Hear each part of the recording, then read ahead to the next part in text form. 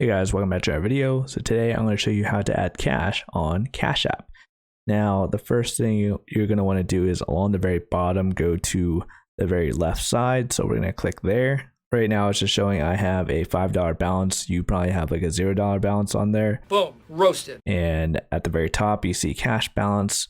You're going to click on add cash. And from here, you have several prompts. You could add $10, $25, $50, $100, $200, unless you want a different amount. You could click on those three dots there. So I'm going to click there.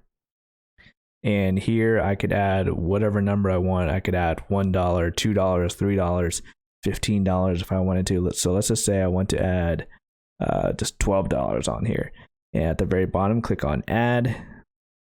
And from there, it's going to ask you to link a bank using your debit card number. So all you have to do is type in your debit card number, month, date, 3-digit code, your zip code, and from there you're going to link your card. And that is how you deposit cash on Cash App.